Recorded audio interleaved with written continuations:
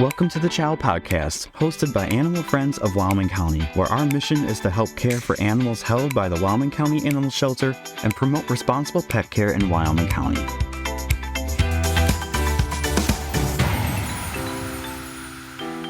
Welcome, everybody, to the Animal Friends of Wyoming County CHOW Podcast. This is our third podcast, and we're so excited today. Can't wait to introduce our guests, but to start things off with, I'm just going to give a brief introduction of myself and my co-host for today. My name is Sam Goodell, the president of Animal Friends of Wyoming County, and joining me is returning co-host, Miss Kelly Shearing, our media director. Hello. Hello, welcome. Glad to be back, Sam. Good to have you back, Miss Kelly. Guess I'm a keeper, huh? You are a keeper. Oh my gosh, you're totally a keeper. All right, and then joining us for the first time is another Animal Friends board member. She's our members director, and I'm going to let her introduce herself. My name is Lisa Reynolds, and How long have you been a board member there, Lisa? I think it's going on 2 years. Yep. Yep. And I'm in charge of all members who join our great organization. Yeah. Lisa does a lot of work. She sends out the membership renewals and she keeps track of them, sends out emails, and keeps our members in tune to what the shelter and Animal Friends has got going on. What's a little bit about your background, Lisa? Introduce yourself to our listeners. Well, I'm retired after 30 years of working with Livingston County as a registered nurse. 2 raised sons, and they're all local in the area, and we're all great dog lovers. And I love being retired. It's awesome. I don't know how I did it all before, but I did take a little part-time driving job because I needed to get out of the house a little bit more. Well, cool. Well, we are very blessed to have you here with your background and everything. And you're so enthusiastic when you come to the shelter and volunteering. It's just really, it's great. We are so happy to have you here. I'm glad to be here. Great group of people. Yes. And joining us for our podcast for the first time. You got to experience it. This is so cool. All right. So now we're going to introduce our special guests for today. This is very exciting for me personally. I adore this person. And she may not know it too much, but I do. I look forward to every day. I'm very blessed and privileged to be able to work with her sometimes. And it literally is a joy. I can't say anything else other than it's just a complete joy to work with her. Welcome, Dr. Kate Capel of the Perry Vet Clinic. Thank you for having me and for being so sweet. This is very fun, and I have to confess, my first time participating in a podcast. Oh, so this is great. This is so fun. I've always said, and I will always say it, if I ever was a vet student or a veterinary technician, I would love to work under you because you are great at the teaching aspect of things. And so he's putting the pressure on for today. She's so good. I am not lying, ladies and gentlemen. She knows how to boil it down, make you understand what's going on with your pet, and it's an honor, really. So tell us a little bit about yourself. Okay, well, I'm a transplant to Western New York. I was actually born and raised in Cincinnati, Ohio, but found myself at Cornell University and ended up staying to get my veterinary degree there and met this good-looking guy the first day of vet school, who is now my husband. He's one of the large animal veterinarians at Perry Veterinary Clinic. And when we were graduating from vet school and trying to figure out where we were going to set up shop and start a family, we kind of split the difference between our families and looked for a place that had a lot of cows. So that's how we ended up out here in Western New York, and we haven't budged. So it's been great. We've been with the practice for a little bit over 20 years. We now have 4 kids, 2 in college, 2 still in high school, and have owned and raised more pets than we can probably keep track of at this point. But it's fun to be here, and it's fun to be at a point in my life where I actually have a little free time and can do something like this. So thank you for welcoming me here today. Thank you. It's fun. Yes, what are your typical hobbies outside of work that you like to do that when you don't have to talk about My animals? goodness, my hobbies outside of work. Well, I have a horrible habit of getting recruited for a lot of volunteer work. So I coach soccer team, used to coach a couple. I have 2 Girl Scout troops who are a ton of fun. We are outdoor recreationists, so skiing, both water skiing and snow skiing and hiking. I love to travel, but we're a little hampered by our girls' sports schedule at the moment. But I don't know, just a little bit of a sense of adventure. And I think I'm usually game to try something new. So those are a few of the hobbies. I can tell you what my hobbies are not. Okay. That would be cleaning. So if you hadn't invited me here on my day off, I probably would have been at home begrudgingly cleaning. So much rather be doing something like this and helping educate people about a really important topic. So yeah. Cool. Well, thank you. You're welcome. Speaking of which, what are some of your passions? I know we're going to talk about one of them in depth today, but You're talking about in veterinary medicine. in veterinary medicine or even outside, that's fine. Well, let's talk veterinary medicine because I kind of anticipated you were going to ask me why I was passionate about today's topic. So I had to think about that a little bit. And, you know, I also think about this quite a bit because I have a daughter who is currently in college and is thinking about entering the medical profession, likely on the human side. But we have a lot of conversations about my career. And so I've kind of recently reflected quite a bit. And I think when I first entered the profession, I was pretty naive. And I thought I was going to maybe be able to save everything, fix everything, save everyone. And you quickly realize that in medicine, there's a lot of really unfortunate things that happen that are out of your control. I will say cancer is a huge one. Tragic accidents, injuries, just some horrible diseases. And it took me a while to accept the fact that I couldn't fix all of my patients. So there was a little bit of a journey there for me, becoming a little more realistic in the profession. But there are things I see every single day that are within our control, and it's very frustrating to see poor health, poor outcomes from issues that maybe could even fall under the category of neglect on our part as pet owners. And so sort of in the recent part of my career, I think I have started becoming a little more passionate about there's a lot I do to make quality of life good for patients that have horrible things out of our control. But why are we tolerant of things that we can control? And so those 2 big topics would be dental disease and obesity or weight management. And we're going to talk about one of those today. Yes, we are. Yeah. I was so excited when Dr. Capel originally said yes to join the podcast, and she immediately said, "Is the topic of pet obesity available? Has anyone taken that yet?" And I said, "No one's taken anything, so you can talk about whatever you want." And so today's topic is pet obesity. And I think the biggest question that we're going to start off with to start the topic is, what is pet obesity?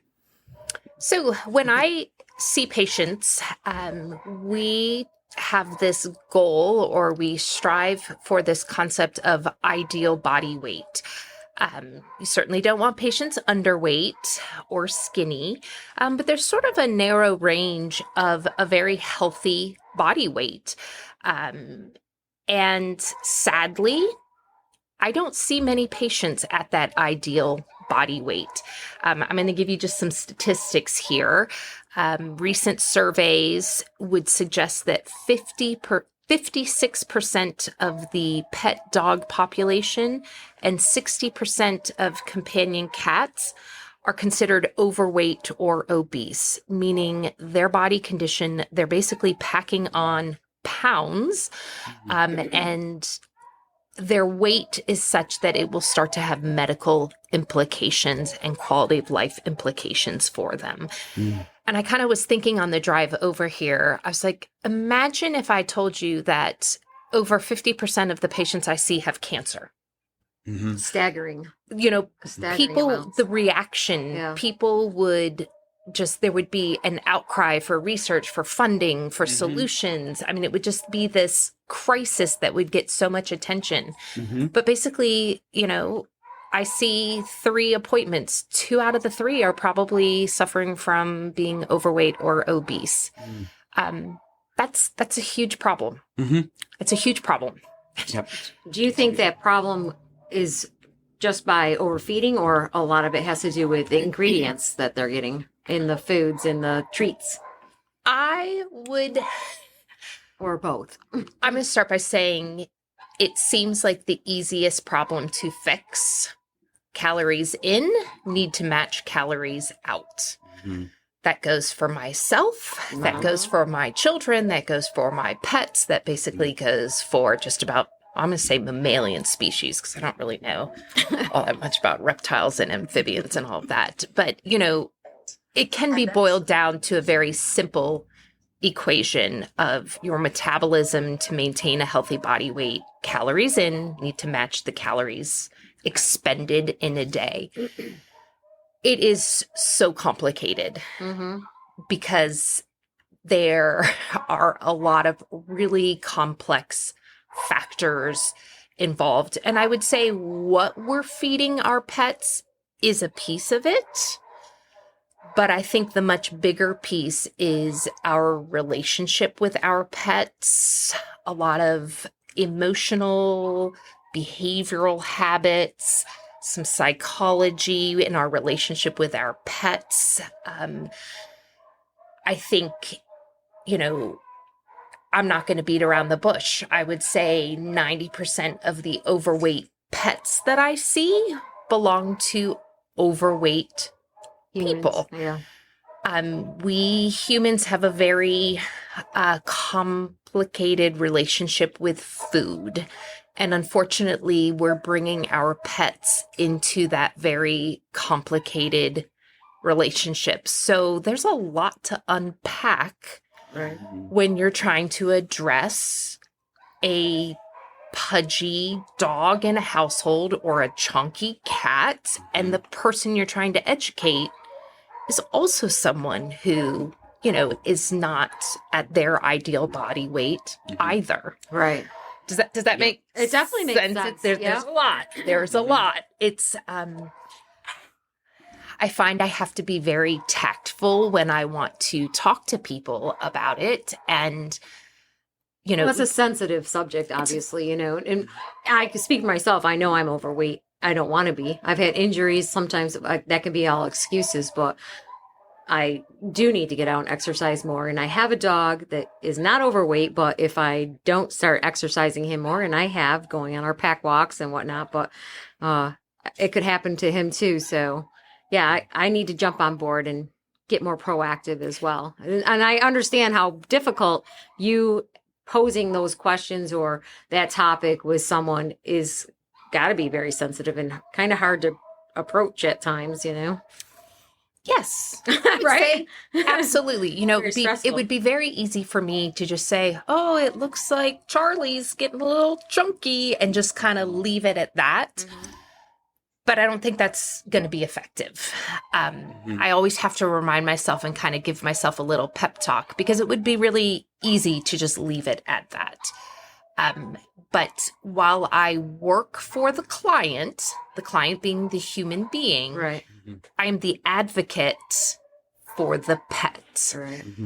And so sometimes I have to have those uncomfortable conversations with the client because I just feel like my ultimate responsibility is to do what is best for the patient, which can't advocate for themselves. Correct. I guarantee you that if you put bowls of M&Ms in front of me all day long, because you love me, I would be obese. Yeah. I can guarantee that. It's not their fault that these pets are overweight. Right. We take ownership of them, and with that comes the responsibility to take the best care of them. And so we have to figure out ways to address this issue. And I will say that for, I think, every pet in every household, the approach might be different. Mm-hmm. But it's just, it's fascinating to me that we overfeed pets because we love them. Mm-hmm. Right. Right. Like, And we're putting them in a We don't terrible wanna say no. situation. it's a so- behavior based in love, Yeah. but it's so catastrophic for them. So we just got to fix it. Yeah. Yeah. It is tough when you see those sad eyes looking up at you and you want to give them a piece of whatever you're eating "Oh, you're or so an cute. extra Here's treat this, or here's whatever. that." Yeah. And it's like, that's not the right thing to do. But as a human being, because we love our pets, that's sometimes what we do. Yep. So, In my research preparing for today, I had a hard time finding like an exact definition of like obesity for pets or just obesity in general. Like how is it defined? And the best one I actually found in regards to pets is from the Waltham Pet Care Science Institute that says pet obesity is the excessive dietary intake and inadequate utilization of energy. Mm-hmm. And I think that sums it up. Obesity, no matter what your species is. Mm-hmm. Calories in are Mhm. grossly exceeding calories out. Absolutely. You know, it's funny. Clients always ask the magic question, how much should I feed? Mhm. Is a quarter cup right? Mm-hmm. I'm like, I don't know.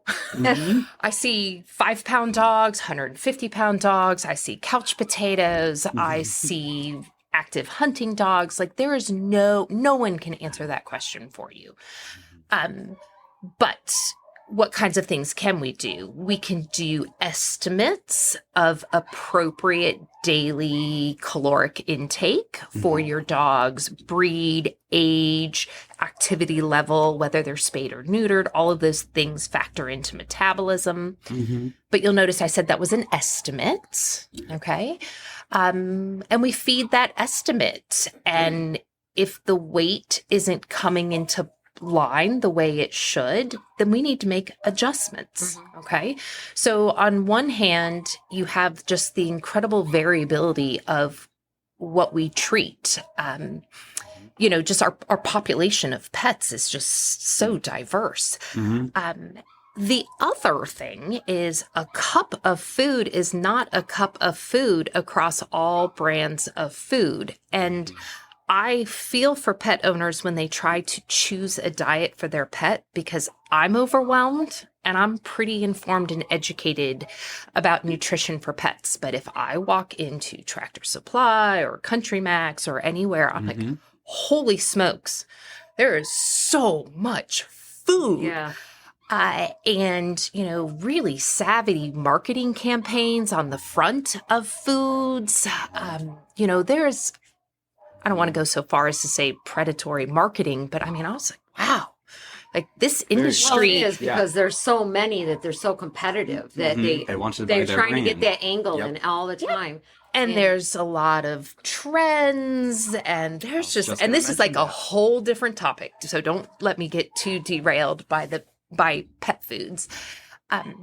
But I think there's some things that pertain to obesity that people don't understand. I think your average pet owner now is under a lot of pressure to feed a very high-end, expensive pet food. I think marketing often makes people feel like they're a bad pet owner if they aren't, you know, getting a second mortgage on their home to buy Right. these boutique fancy foods. And let me back up. I don't want to slander any pet foods or anything, but some of these really high end foods are very calorie dense foods. People have gotten this myth that byproducts are the enemy. And so they're going to these foods that don't really have much pass through fiber in them. And whatnot. And a cup of some of these foods might be pushing 500 calories per cup, whereas other foods on the lower end of the price point might be 350 calories per cup. So when someone's asking me, does a cup sound about right? I don't know. I need to see the label. I need to see what food you're feeding to be able to answer that question. Yeah, it's very patient specific to like certain breeds, male or female dogs, male dogs, things like that. Like each dog has even medical conditions. They have dietary restrictions. They can have this, can't have that. And obesity can either be a symptom of something else or can be the cause of something else. And so that I'm sure you have to tackle that and have that factor in with every sick pet you see. Is this contributing to whatever he or she's coming in for that day? Absolutely. And I am glad you brought that up because there are medical conditions that make it nearly impossible to manage a dog at their healthy body weight. And so it is important. And I think what I try to do is a lot of times I'm tackling this issue during annual wellness exams, taking a really thorough history to make sure that there aren't anything else in that patient's history to suggest that maybe they do have a medical condition. A disease of dogs that is kind of notorious for causing obesity is hypothyroidism. That's when their thyroid gland becomes underactive. And these dogs basically develop a metabolic rate that like rivals a snail. And you can nail that dog's calorie budget and they're just gonna explode weight-wise. I think that's me. I sometimes wish it was me. The thing is, if you gave me 100 dogs that were overweight, maybe one of them might have thyroid disease. Yeah. So unless something came out in the history that made me really think this is a thyroid dog, I will often say to owners, before we spend $250 on blood work for thyroid disease, let's just try a weight loss program for a month or two. If the pounds are coming off, your dog does not have thyroid disease, and we just saved you money on that blood work, and we're also going to save you some money on pet food. But you are absolutely correct. There can be medical diseases. There can be medications. Take anyone who has a seizure dog. Some of those medications that we use to manage dogs with epilepsy can make it difficult to keep those dogs at a healthy, lean body weight. But these are the minority of our patients. Most of our patients are just simply busting their calorie budget on a daily basis. And I will say, you guys talked about the food, which is absolutely the starting point. But to be honest, it's often what they're eating that isn't being placed in the dish. That's the big culprit. And, after my fourth child was born and I was middle aging and my metabolism was not bounding back the way I wish it had, I actually used a weight loss program for a little bit just to help me get back to my pre-pregnancy weight. And I remember the educational piece that was so poignant was beware the BLTs. And I'm like, the BLTs? And then when you dug into it, it was the bites, the licks, and the tastes. Sort of the food we consume that we feel like, well, it's not a meal, so it didn't really count. A couple chips there, crust off my toddler's sandwich.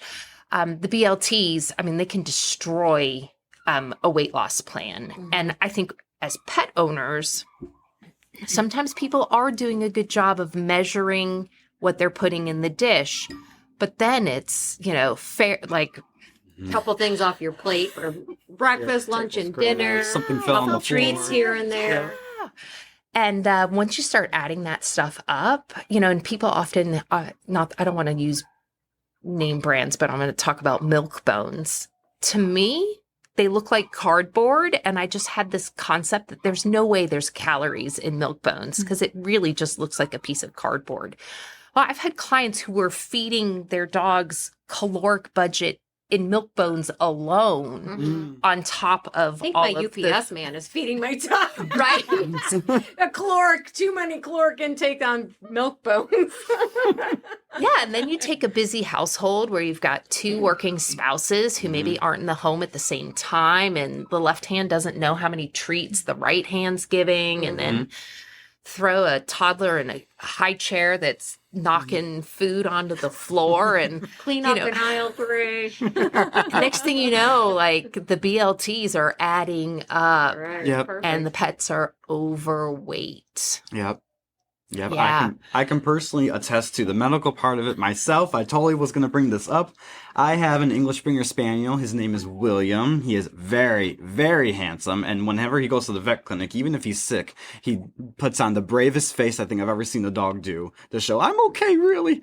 I brought him in actually to see Dr. Capel. I don't remember the original reason why he came in, but she said, hey, he's gained some weight since last time. He was like at 74 pounds, and I actually have his weight chart in front of me. I'm reading right off it. Then when I brought him in, this was November of 2021. And he was 79.6. And she's like, keep track of that. He's supposed to be down a lot more than that. I'm like, okay. So I started doing some stuff at home. I thought I am walking them, but maybe I'll go on longer walks. Maybe we'll do jogs.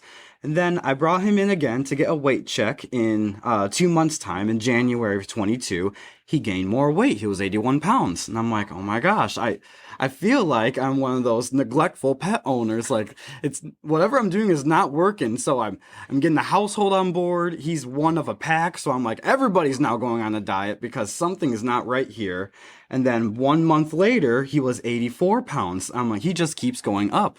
And so that's when we were like, okay, let's look into something else. Because the weight loss thing that I'm trying to do at home is not working. Either I'm doing it wrong or there's something else. And what do you know? He has hypothyroidism. As soon as I got him on thyroxine, his weight dropped dramatically. In February of 22, he was 84 pounds. In April of 22, he dropped to 77.6. And then he was 76 pounds. And then he was 75 pounds. And I think I weighed him last, and he was close to the 72-pound range or 70-pound range. And it's just amazing. 1 pill a day because of a medical condition. And all of a sudden, he's just shedding the pounds off, and he looks so much better and so much healthier. And it's like, oh my gosh, I'm one of those, 1 out of 100. And I'm going to say, it's odd to say that you're one of the lucky ones. But sometimes that's, It does happen. And he's doing great, and he's such a good boy. Oh. 2 things you mentioned there are some of my favorite tools to use when helping owners on what I'm going to call a weight loss journey for their pet. One is the weight graph. Our clinic software is really fantastic. And because we weigh patients every time they come in our building, I can print off literally a graph of all of their data points. And I find very helpful to really help the message sink in that there is a problem here. Because when you live with, let's say, a Labrador, and they're gaining 2 to 3 pounds a year in body weight, but you're the one that lives with them every day, you kind of don't see it happening. Mm-hmm. It just kind of creeps on. But when I can pull and put a piece of paper in front of you that shows like, okay, your dog weighs 15 pounds more than it did 3 years ago, this is a problem. It's also a really helpful tool because sometimes the person I'm working with in the exam room is not the guilty party at home who is spoiling the pet excessively. So it also gives the client I'm working with a tool to have a conversation with the rest of the family at home. So, and it kind of speaks to the first challenge here is just really convincing owners that this is a problem and this is something that warrants being addressed. I'm always flabbergasted that in the same, appointment, someone will plead to me to keep their pet alive forever.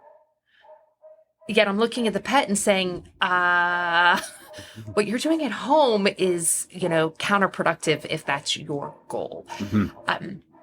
So the second thing you mentioned, Sam, was you referenced that you weigh him periodically.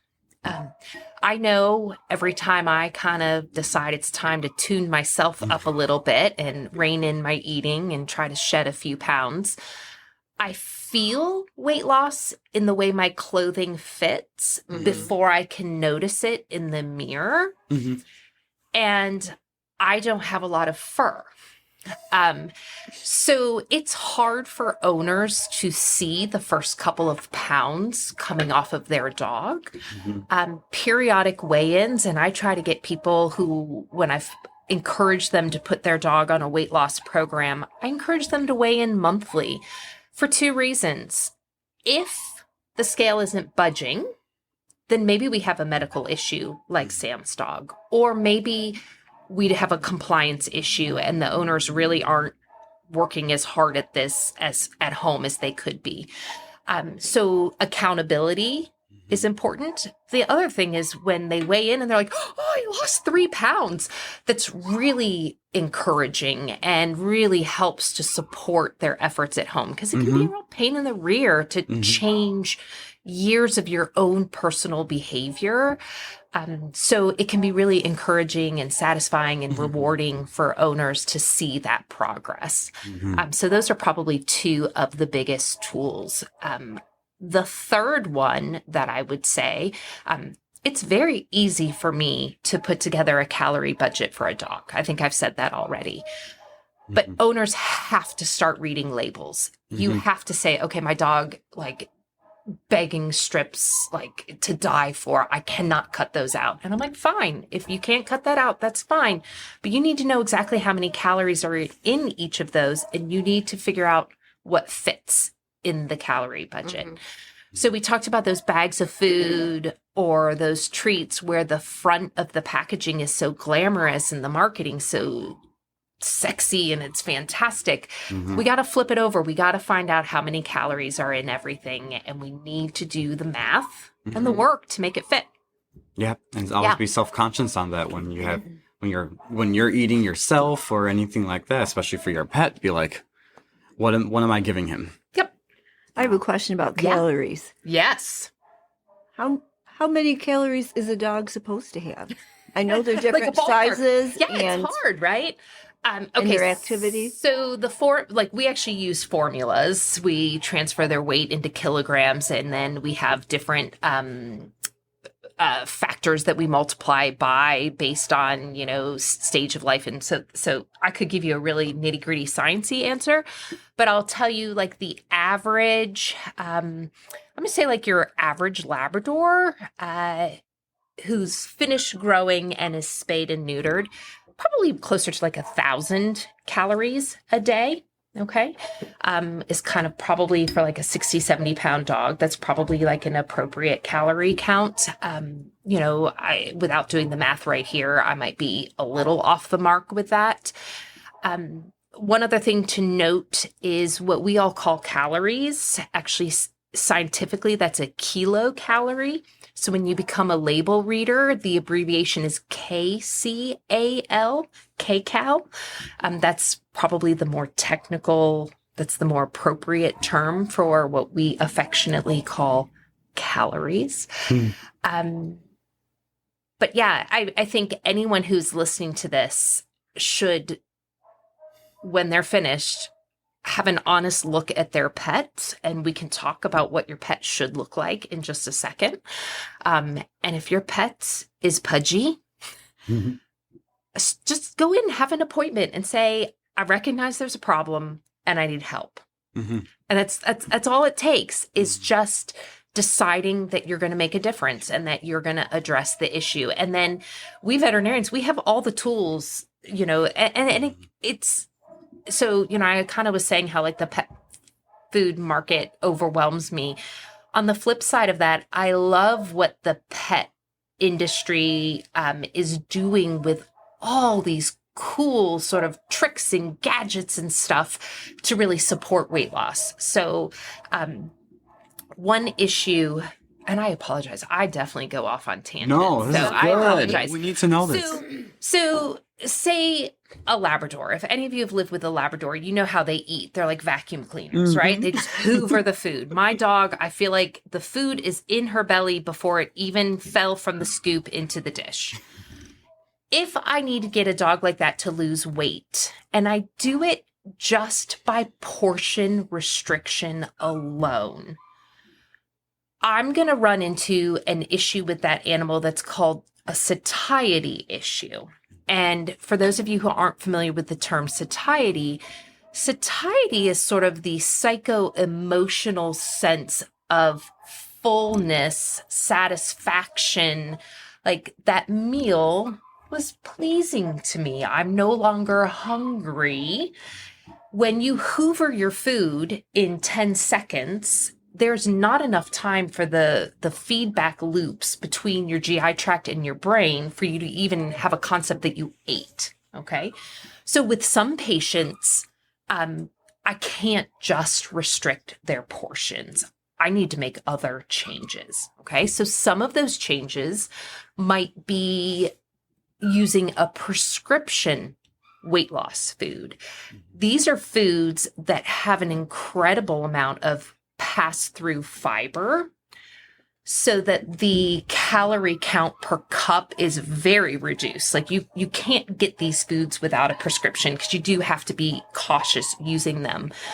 But when you use a prescription food like that, a dog can still eat a nice large portion of food, which gives them that feeling of satiety, okay, without busting the budget. Sometimes it's how fast the dog is eating. So sometimes we use slow feeder mats where they have like all those silicone little nubbies all over the place, and the dog can't go in like a front end loader and just shovel the food in their mouth. They actually have to work and pick the food out. Some dogs really thrive using a feeding toy or cube. It's kind of like the Rubik's Cube of food delivery. So there's tons of strategies and useful tools to kind of make this successful. I would do a family a disservice if I just said, you need to cut the portions in half. Good luck. You know, if the dog is already accustomed to getting table scraps, the begging would be unbearable. Yes. You know, so I really spend a lot of time with owners trying to learn what the lifestyle is at home. Another thing that's important to me is, you know, there's a relationship between the owner and the pets. Food is a huge part of that relationship. I look for opportunities where I think I can improve that relationship, but I certainly don't want to harm the relationship. I'll give an example. Lovely, sweet, elderly gentleman who was recently widowed, and his Cocker Spaniel was now his sole companion. And they were both overweight. But I had so much respect that this man, you know, had recently lost his wife, the love of his life, and now, you know, his whole day was about this little Cocker Spaniel. And he said to me, don't make me stop our ice cream habit, because they shared a bowl of ice cream every night. And I said, I'm not going to take that away from you, but would you consider trying frozen yogurt? And he's like, I'll give it a try. And I saw them, and it was so rewarding because the gentleman was so thrilled because the dog that had been not just overweight, but obese had lost weight, and just the dog's energy level was so vastly improved. I mean, the owner saw the improvement in quality of life, but then the owner was hysterical and kept saying, Doc, I just have to thank you. I've lost 20 pounds. So it's kind of an example of, you know, I would have harmed that gentleman if I had said, you have to stop bonding with your dog over this bowl of ice cream. So I totally respect those relationships, but there's always room to tweak it, to change it, to improve it. Yeah. Does that make sense? Well, good bonding would also be you and your pet losing weight together, you know, Yeah, taking them out for walks and hiking. Just so happens sometimes. Yeah. And that, those food, mazes and those things that they have to work at, and that's going back to working and herding dogs and this and that. They don't have jobs anymore like they used to have jobs, and our dogs don't have jobs anymore, so they're super bored, disruptive, whatever. But those, just having those food mazes or whatever to work at, that's a job for them. It cuts their food down and it gives them something to do and to work at. So there's two things that can happen with getting those types of objects or Mm-hmm. food bowls or whatever, so I think it is super important Yeah, on that. So exactly. Yeah, it is. It is. I was looking up some statistics and stuff like that, and Dr. Capel, you touched upon it really well. Some of the research I did was from the Association for Pet Obesity Prevention. It's a great reference website if anyone wants to learn some facts or tips or anything like that online on their own that they can probably use at home. And in 2021, they reported that the question that was asked, where do you receive the best pet dietary recommendations? 41.4% said number one, the veterinary clinic. Your primary care physician for your pets are the first people that can give you that advice. And that's where the importance is keeping up on your annual wellness exams and things like that, because that helps keep that record and tracking where was Fido 1 year before versus where you want it to go. And that's where you can start that conversation, or the veterinarians can start a conversation and say, I know you're just here for a rabies vaccine, but this is something else I noticed. Let's have a conversation about this. And it brings up the issue of what information is out there for pet owners on the internet, social media, and whatnot. And how do you, as a pet owner, cut through the clutter? How do you find realistic, accurate, meaningful information? And really how to learn how to decipher what's information versus opinion. Pet food, the information that's out there is really riddled with opinion and not necessarily fact-based. There's dangerous information out there. So I think it's really important when people are poking around, and it doesn't bother me one bit when people poke around on the internet to become informed. I do the exact same thing for myself. But you really have to pay attention to what the source is. The internet, where it's a reputable source, I think is a wonderful place to get information. Facebook, Twitter, I'd be really cautious. It's just, you really have to ask yourself, is this opinion or is this fact-based information? And, I love it when people bring information they found to me, and we can kind of work through it together and cut through it. And, yep. So I'm going to segue to another thing that fascinates me about pet ownership. And I don't know why this just popped into, actually, I know exactly why this just popped into my head, because when I think about the trendiness of the pet industry right now, the hot topics are grain-free, vegan, raw diets, all of this stuff. And it's just really hard to help owners make really good choices there. And one thing that fascinates me about pet owners is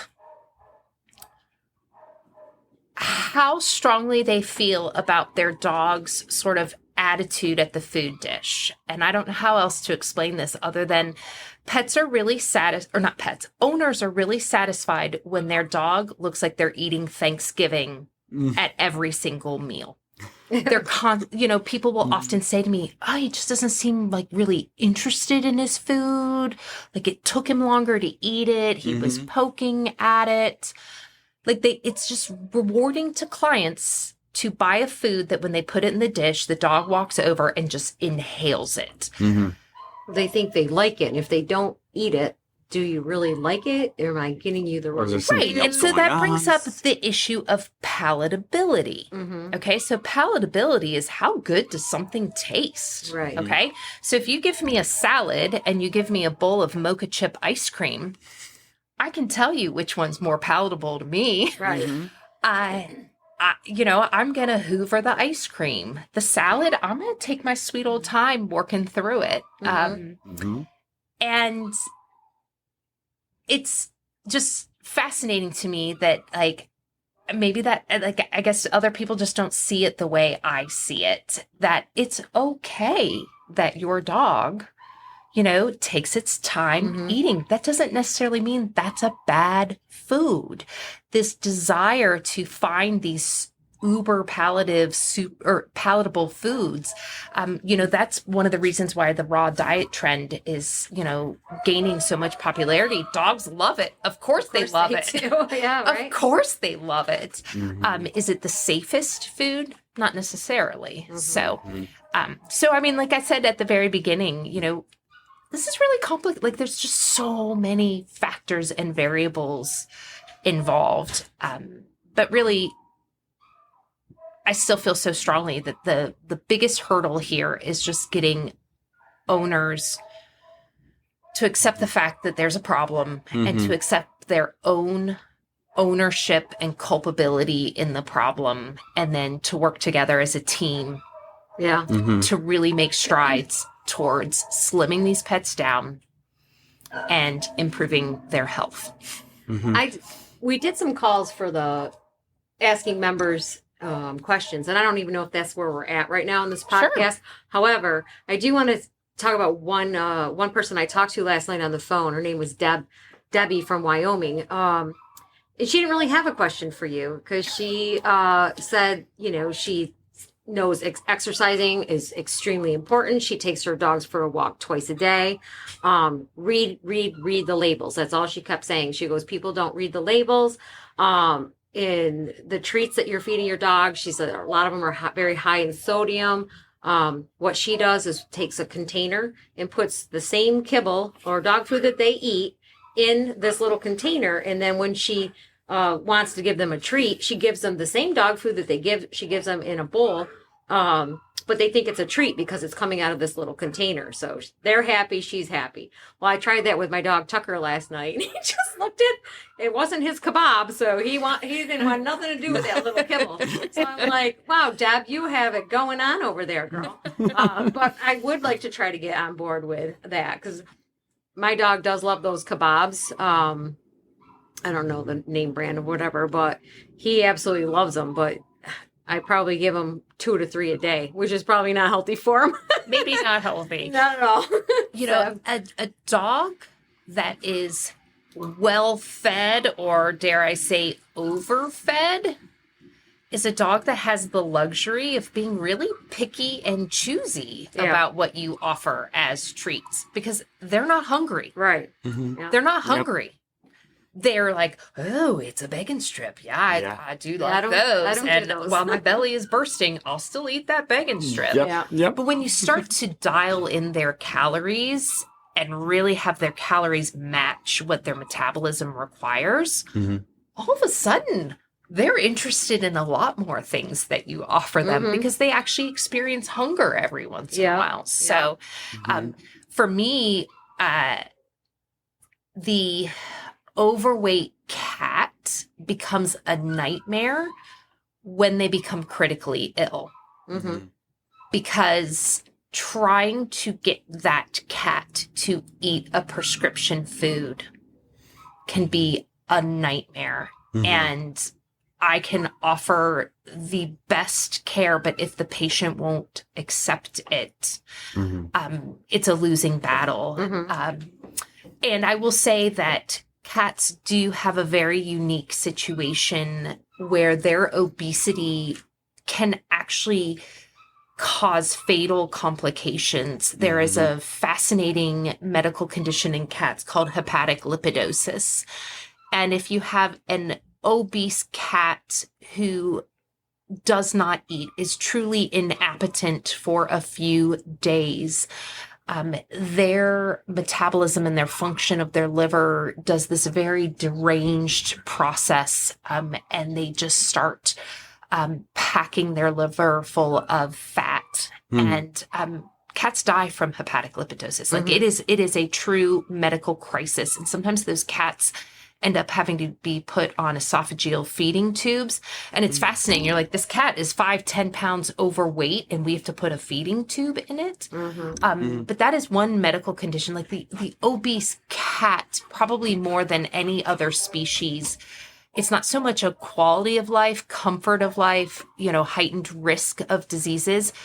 It can be life-threatening in these cats to be morbidly obese. And it just bothers me that people think like fat cats are funny.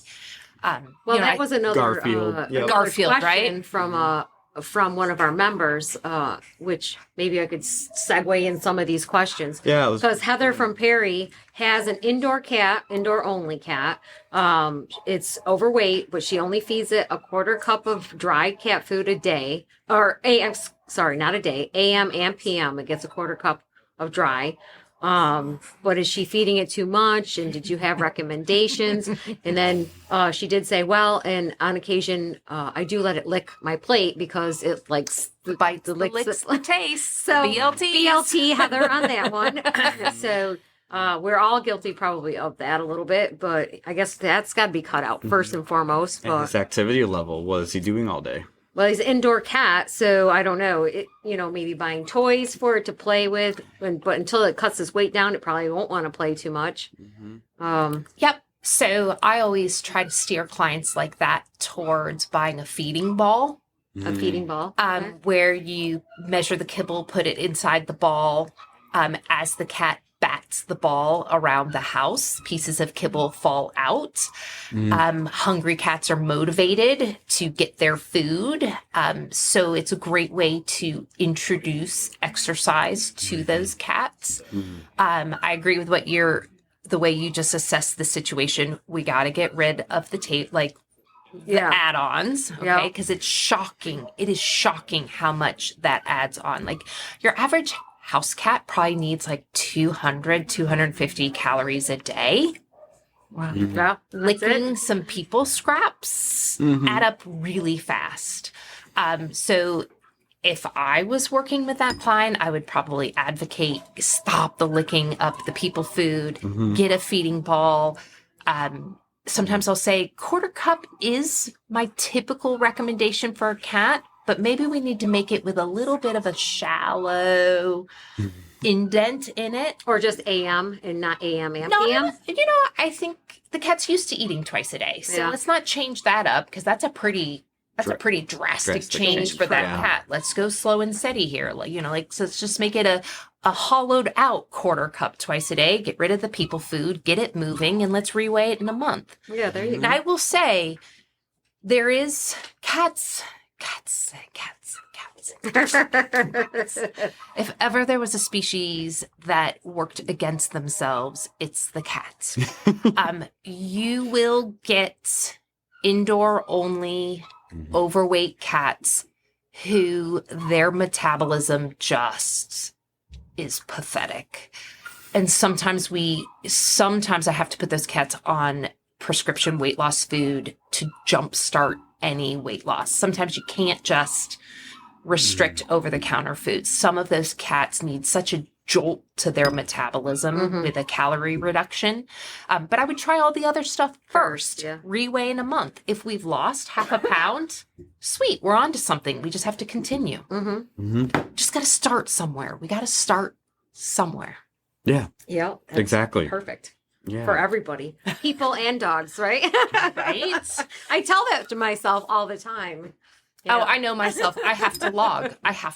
If I don't write it down, I can pretend it didn't happen. Yep. Yep.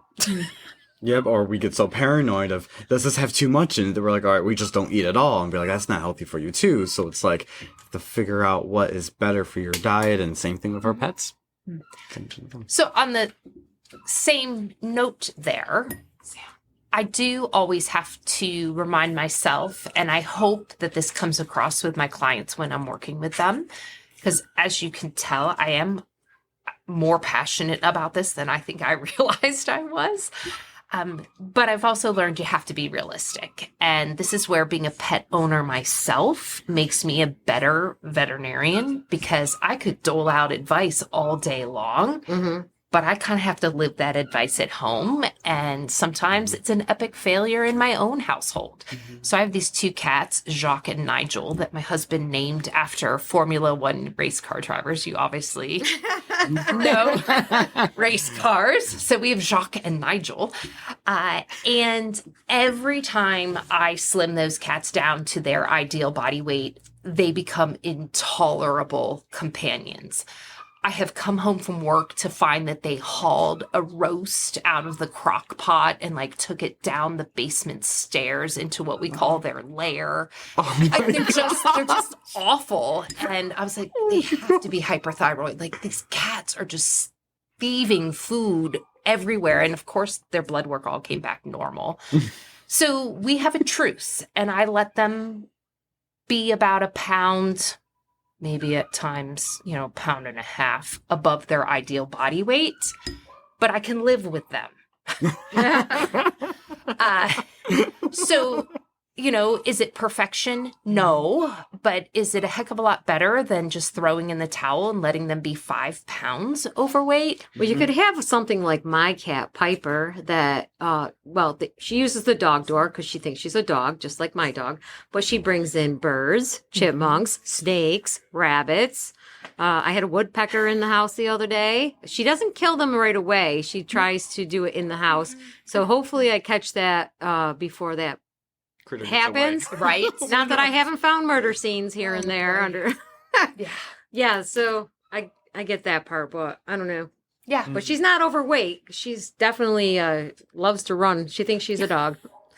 Well, as we're getting, it sounds like we're getting more in depth of our members' questions. Are there anything else regarding the topic of pet obesity you want to talk about? Maybe a spot we haven't touched on yet that is definitely something we need to mention. Something we haven't talked about. I think we've talked about nutrition. We've talked about. I have a question from Kim from Warsaw about if there's a correlation between pet obesity and diabetes.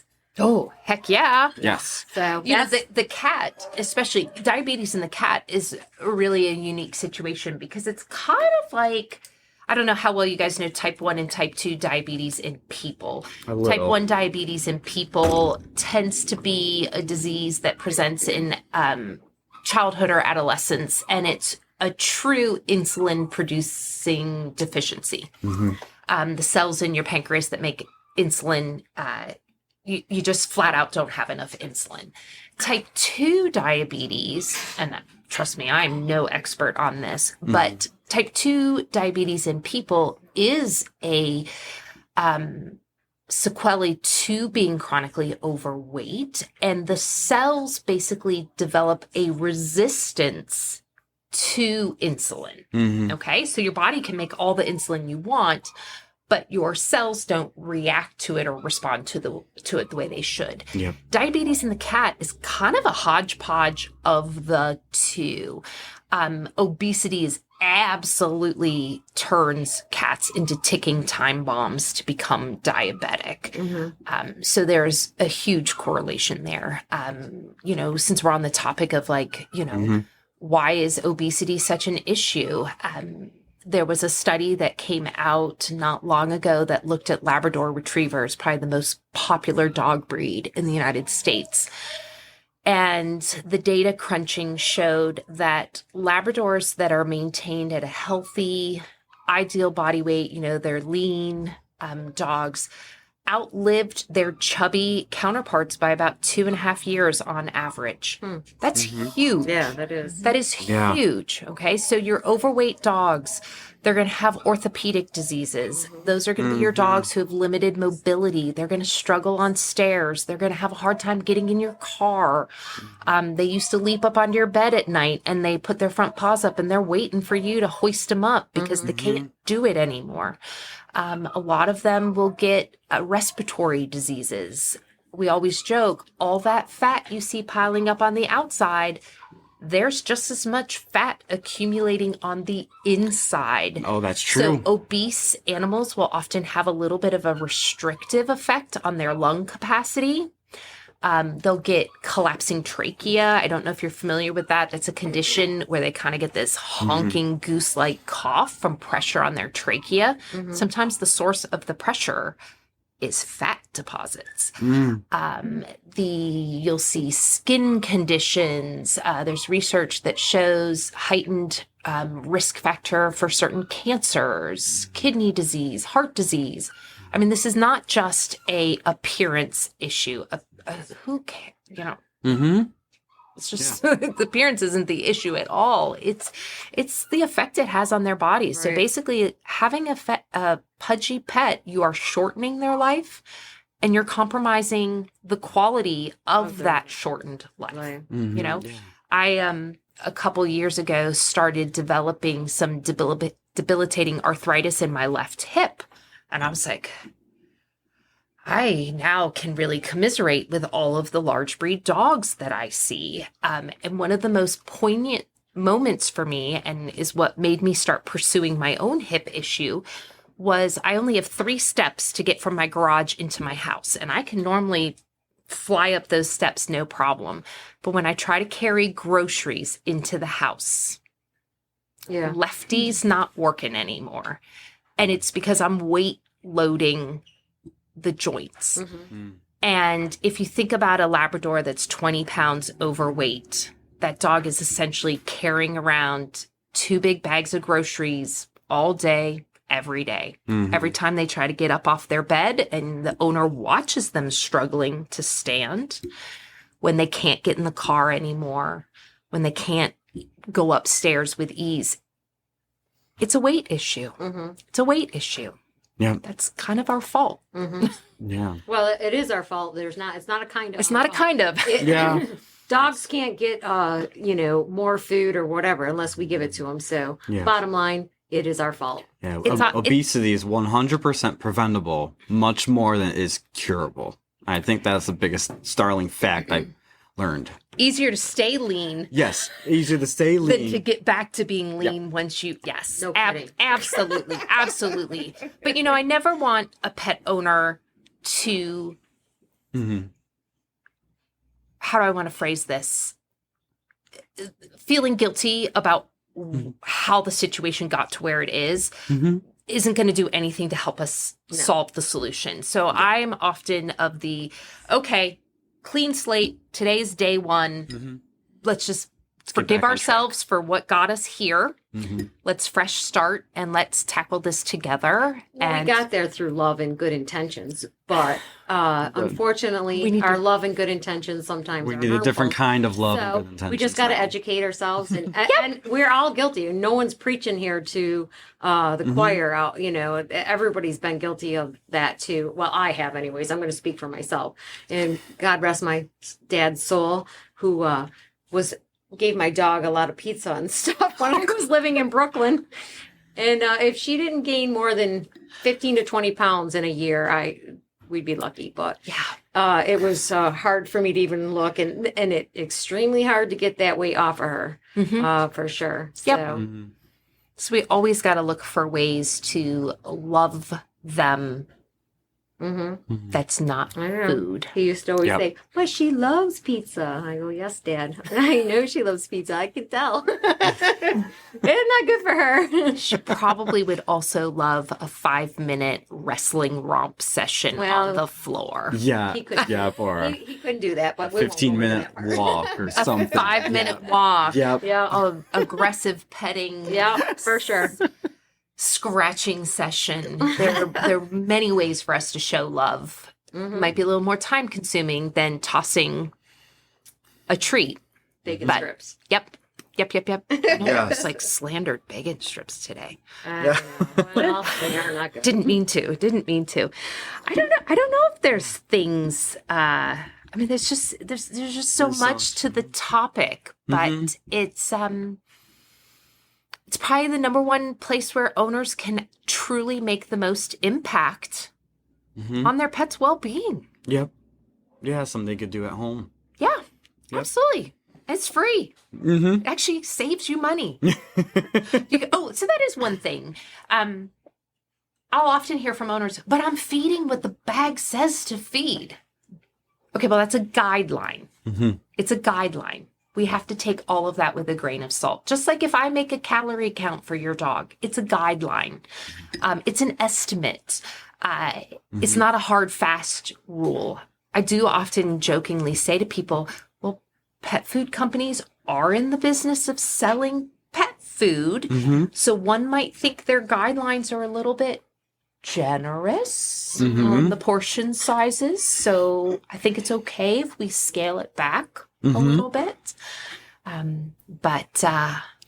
Yeah, especially if there's BLTs in the situation, if those are in the equations. Because I'll tell you what, those guidelines on a food bag, that's assuming nothing else enters the system. pet. Right. You got it. Yeah. BLT, I loved that Right? acronym. That's great. Yes. So That's it has easy definitely to remember hung too. with me, and I'm so guilty. I'd be like, oh, like my daughter was, frosting a cake the other day, and I was like, first dibs on the spatula. And then I'm like, okay, Capel, you know better. But I'll tell you what, I mean, food is pleasurable, so it's complex. Yeah, for sure. like you for said sure. before, we have an emotional relationship with our food too, and You so betcha. that contributes to Yeah. many other things. So the easiest piece of this is coming up with an estimated calorie count. The calorie budget, that's my job. So I really have the easiest job. That's just a piece of cake. It is everything else. not is, literally. Yeah, not literally, metaphorically. See, we even use food references. This is, you probably don't know this about veterinarians, but we pretty much compare everything in our patients to food. So, like, if a dog has a mass, okay, well, is it a pea? Is it a grape? Is it a plum? It's all food. When we talk about poo, okay, so is it pudding? Is it... Applesauce. Right. I was like, oh my gosh, we're disgusting people. That we have totally blurred the lines between food and kind of grotesque medical things. But we always have food on the mind. Oh, yes, right. Right? Yeah. Well, I think the best references that I personally can recommend, and if Dr. Capel has any other ones they can, as I usually use for a lot of my research, veterinarypartner.com is written by veterinarians in regular people lingo, so anything you need to look up, you can look up Pet Obesity on there, and it'll give you some pointers, some facts, some of the things we talked about today. And for pet obesity specifically, the Association for Pet Obesity Prevention, I've found they have great tools and great fun facts out there for you to just take in and think, does my pet fit into some of these surveys they've done and things like that. So those are my two references. Do you have any other ones that jump off the top of your head other than references? your personal veterinarian, of course? Yes, your local general practitioner veterinarian. No, those are, like, I would say the pet obesity prevention and veterinary partner are my go-tos as well. One thing that, just while you were talking, I don't know why this was popping into my head, but one point that I'm not sure I made clearly during this presentation is make changes slowly, not so slowly that you're not going to make a difference. But if you've never walked your dog and you're motivated in 2023 to get your dog walking, do not go for a 5-mile hike in Letchworth. Okay.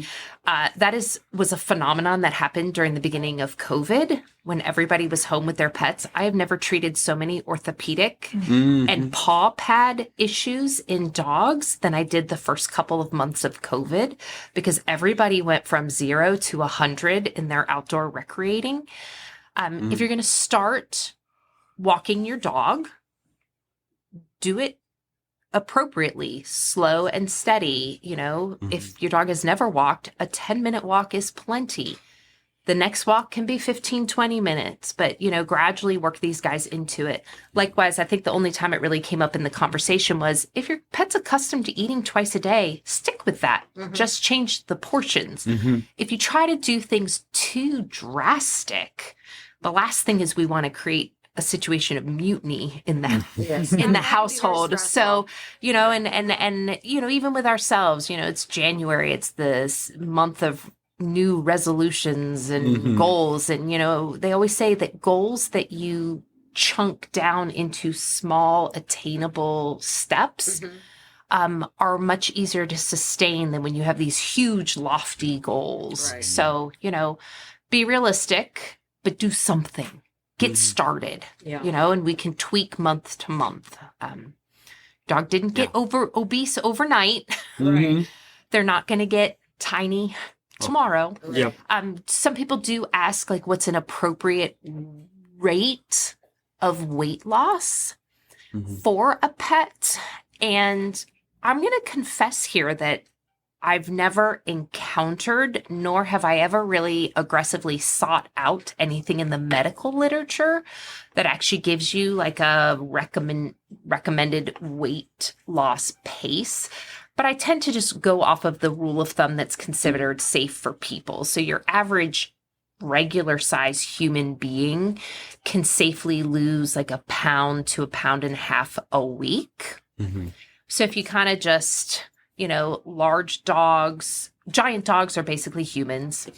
Large dogs, maybe I would break that down to like 3/4 to 1 pound a week. A medium-sized dog, 0.5 pound a week. A toy breed, there we're looking at a couple ounces in a week, but you got to just weigh them. And I tell all of my clients, any day that PeriVet is open for business, our scale is open for business. But please tell the receptionist the minute you walk in the door, I'm just here for a weight check. Yep. Because otherwise we panic when people show up with pets that we don't see on our schedule. Yeah. And start to wonder what happened. Right. But, it's hard to accurately weigh pets at home. But our scales are available. And they're free. You can just walk in with your pet, say, I'm here for a weekly, monthly, however you want to do it, weigh in, and the receptionist can record them, and then you got a track record from your vet and yourself. Which reminds me, we didn't talk about what a dog should look like or a cat should look like. Oh, yes. Should You they wanna look touch like about that? coffee tables? Big rectangles? No. Our pets should be really curvy. They should have nice, tight little tucked waists. When you look at a dog from the side or a cat from the side, they have deep chests, and then their body should curve and tuck up so that right in front of their pelvis, they're like a tight little waist. When you look down on a dog or a cat, again, you're going to kind of have a wide curve over the rib cage, but when you come off of the ribs, they should really narrow into an hourglass figure. Dogs get love handles just like people do. And it's one of the first places they pack pounds on is where that hourglass waist should be. Yeah. The other thing is I use the rib cage as a really good indicator. And when I first walk into an exam room, I'm sizing up a dog's rib cage, and I want to have this moment where in my mind I'm thinking, do I see ribs? Can I see them? I think maybe, kind of, sort of. So what that means is they're not protruding. If I can stand on my side of the exam table and count a dog's ribs, that dog's too thin. But if I can't even imagine that I see any undulation of the rib cage, we've got a fat layer on there. One of my colleagues uses the analogy of, think about laying a nice blanket over the ribs. That's what you want to see. If it's a thick down comforter, that's too much. So whatever analogy works for people. But as a society, we've completely lost track of what a dog should look like. If I had a lineup of dogs and asked people, if I gave them 10 Labradors and said, pick the one at its ideal body weight, I guarantee you just about everybody would pick a dog that was 5-10 pounds overweight. Yeah. We've adjusted what we think our standard of what a healthy body weight is. Yep, that's so true. That is so true. Well, on that note there, I think we're going to just move on to the members' questions, which I think Kelly has asked a couple of them. Do you have any more for Dr. Capel? Well, Addie from Silver Springs was talking about portions to weight, which we've really pretty much covered today.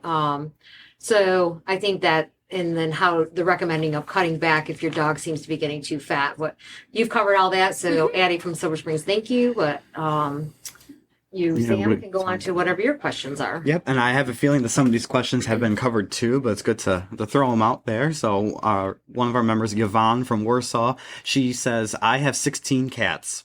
All are a mix of fat to skinny. When feeding time comes around, they all get together and eat both dry and wet food. What are your recommendations for dealing with a household of multiple cats, some of which need weight management? Oh, that's a good one. So I will say, okay, it's rare that we have 16. Usually I'm working with clients who have a couple of cats, and it is very common to have a thin cat in and amongst some chubby, chunky cats. And everybody's really worried about measuring the amount of food they put down because they are paranoid that the thin cat is going to get robbed of food and there's just flat out not going to be enough food for that cat. And I guess there maybe are situations where that does happen, but I think that's very rare. I think you could offer that thin cat all the food in the world, and that cat's just going to be thin. There are cats who that's just how they are, okay? So I always try to reassure those people, it's okay for us to start reining in the total amount of food that you are putting down. Because until you do that, the fat cats are just going to continue to gobble up all of the excess. I'm not a huge fan of the free-for-all, like, herd feeding style. I do Those like automatic feeders, or I don't know. But even just having Convenient, but- having a feeding style where you really have no clue what each individual is taking. is taking, that it's just difficult. It's just really difficult. Now, would it be incredibly time consuming and laborious to put in a feeding structure in a 16 cat household? Yeah, but maybe you could split them into groupings. So, you had a large group of the ones you're not worried about. Maybe you had your overweight feeding group and your maybe underweight or thin feeding group. It'd be a lot of trial and error work, but it's worth the effort to try to find a solution there. But I will say, even just a household with 2 cats, I hear over and over again, well, I'm worried about measuring because, I know he needs to lose weight, but she's just going to get skinnier. That's not going to happen. Okay. If you feed appropriately for the fat cat, the skinny cat is just going to do as the skinny cat does. Yeah. Well, thank you. Thank you for that. It's good advice. Wendy from Bliss says, I adopted a Boston Terrier named Lily from the Wyoming County Animal Shelter, and she acts like she never gets enough food. How do you curb a strong appetite for losing weight? And I think we touched upon So that's the satiety. That is the satiety. And that dog came from a hoarding situation originally. So. Okay, so that dog's going to have a really complex psychology with food because I bet that dog faced starvation. I bet that dog, if it came from a hoarding situation. And she was had a litter of puppies. So she didn't have food and she had puppies trying to feed off of her. So her name was Lizzie when she was here, but she definitely has some food stuff going on. So I would have a couple pieces of advice. I would say first and foremost, I bet you that owner is an incredibly compassionate human being and worries a lot about the dog and the dog's well-being. It's okay to be hungry. If you're at your ideal body weight and you're being offered adequate calories, it's okay to feel hungry. So the owner needs to reevaluate their reaction to the dog's behavior. Okay. So that would be the first place, is you kind of have to have a little bit of kind of separate your intellectual brain from your emotional, caring, compassionate brain. Everything we talked about with satiety issues, that dog probably eats really fast. Breaking meals down into smaller meals, maybe additional meals during the day, or using a feeding apparatus where the dog is forced to eat slowly, using foods that have a lower calorie per cup formulation so that you can still feed a robust portion size. Those are all some of the tools that we use to try to help a dog that has satiety issues. Satiety is like a psychological more than it is physiological, if that makes sense. Well, thank you. That's really good advice. I wish best of luck to you, Wendy. Let's see here. Todd from Arcade, he says, I have a family member that feeds table scraps to his dogs. How do we encourage friends and family to form healthy eating habits? So I said earlier, the person I'm usually working with, the one who brings the pet to me, is usually the owner who's kind of got a solid grasp on the situation. They're the one that's motivated, and they have that other person. I often say pre-portion. Pre-portion. When I put together a weight loss plan for a family, I know that there are families that are going to continue to give people food. And I'll say, I get it, but I want 75% of the calories to come from dog food. The other 25% can come from safe choices of people food, but you need to budget it at the beginning of the day. So let's say the person who wrote in can put together a little Tupperware container of all the BLTs that the pet's entitled to during the day, and then that other family member who derives so much pleasure from giving the people food, that's the bucket they can draw from for the day. And when it's empty, it's empty. It's empty. Again, you got to start somewhere, right? You got to meet people where they're at. You're not going to retrain grandpa to stop giving table snacks. Yeah. But maybe we can give him his container to draw from. So if the dog is getting a cup in the morning and a cup of dry at night, and grandpa's giving all the table scraps in between, could you cut it to a half a cup in the morning and a half a cup at night? Well, so the problem is when you want to look at long-term nutritional health, that pet food is formulated to nail all of that dog's dietary requirements, whereas a hodgepodge of people food is not a balanced food, which is why, and I made up my 75%. I don't know what the literature would say, but please, please, please, please, I want at least 3/4 of the calories coming from a manufactured pet food, because that's how I know your dog is getting The proper nutrition. their proper nutrition. Home cooked diets are very trendy, but unless you're working with a veterinary nutritionist, they're not appropriate.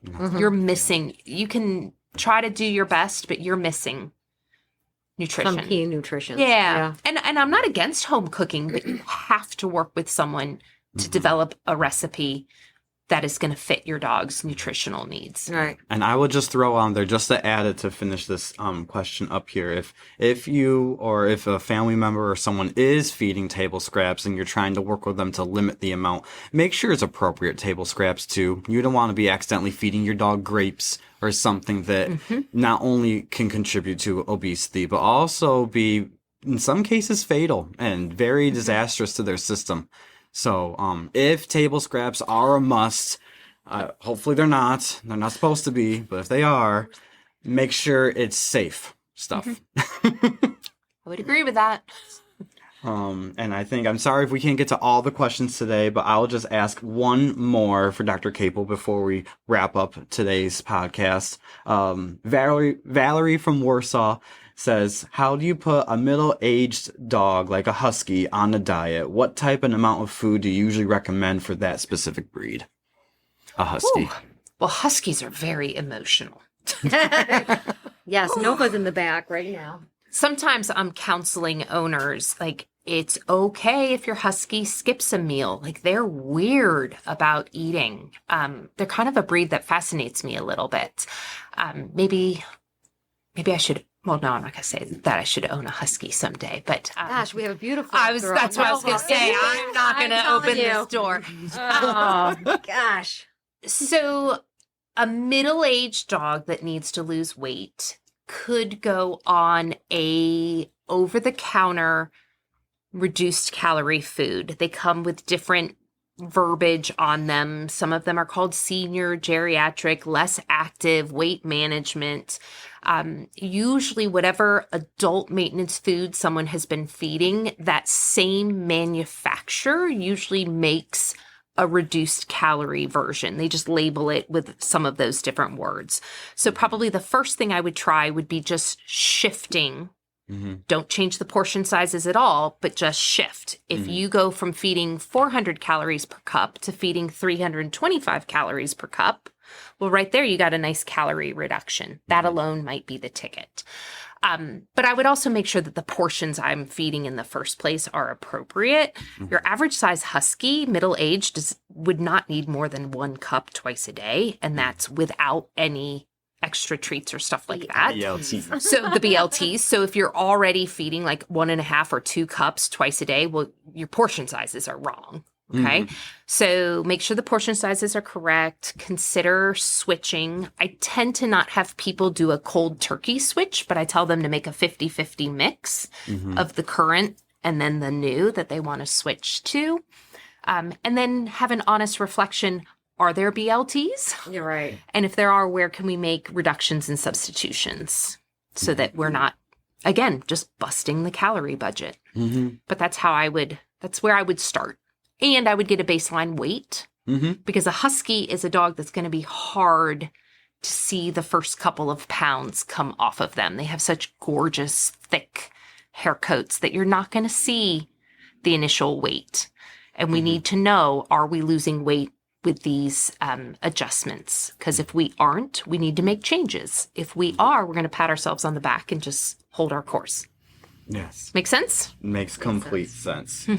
Thank you so much for bringing this topic to us and to our listeners. It is a very important topic to have us talk about and to keep in the back of our minds. So in conclusion, do you have just a simple message you want our audience to take away from this conversation, from the podcast and videos regarding pet obesity? I think, I guess I'm just going to come back to acknowledge that there could be a problem in your household. Own the fact that you are likely part of the problem. Forgive yourself for allowing that to happen, and just get motivated to make some changes and book an appointment with your veterinarian and get a plan in place and get after it. But, it's really important to me that people not get hung up on any guilt about The it. blame game. The blame game. Get over it. It's happened. Yeah. It is what it is, but it doesn't have to be that way forever. So Perfect. let's get after it and let's change it.